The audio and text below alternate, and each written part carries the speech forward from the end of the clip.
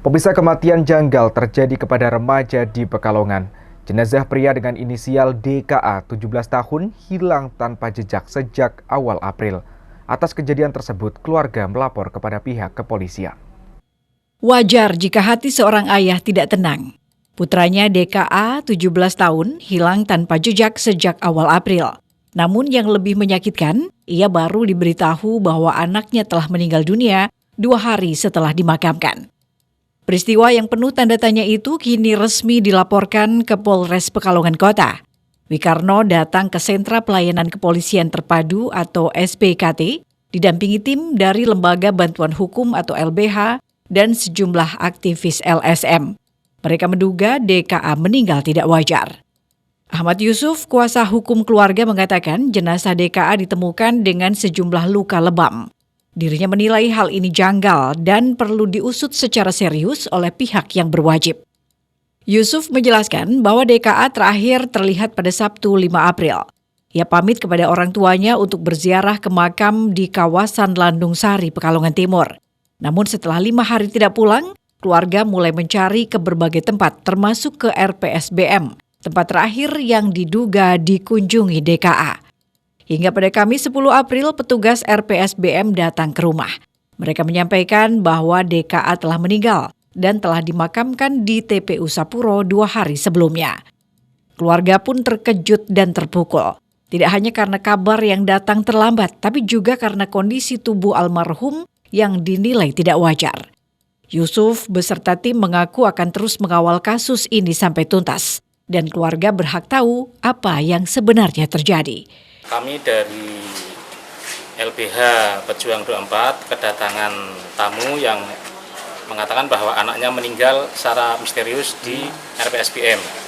Kronologisnya adalah bahwa yang bersangkutan, anak yang bernama Dimas Karno Aji, hari Sabtu tanggal 5 April itu izin ke bapaknya, katanya mau ziarah ke Mbah Landung.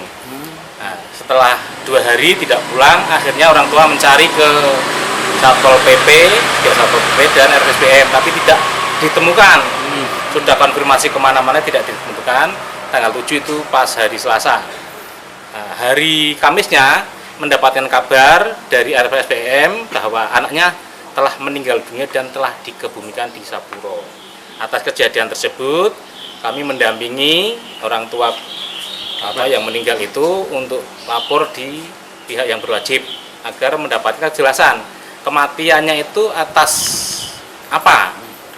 Dugaannya seperti itu karena kondisinya sehat, tidak dalam kondisi mempunyai sakit dalam dan sebagainya. Maka hari ini kita damping karena ada hal-hal yang diduga ada kejanggalan kematiannya si korban tersebut. Janggalnya apa, Pak? Janggalnya satu, bahwa dikatakan katanya terdapat lebam-lebam di sekujur tubuhnya saat dimakamkan, yang mengatakan adalah dari pihak juru kunci pemakaman di Sapuro. Seperti itu. Yang kedua, bahwa dikatakan ada kejadian pengkeroyokan atau apa yang ada di makam Mbah Landung. Seperti itu, dan kita masih simpang siur. Makanya kita mencari kejelasan agar diusut dari kepolisian.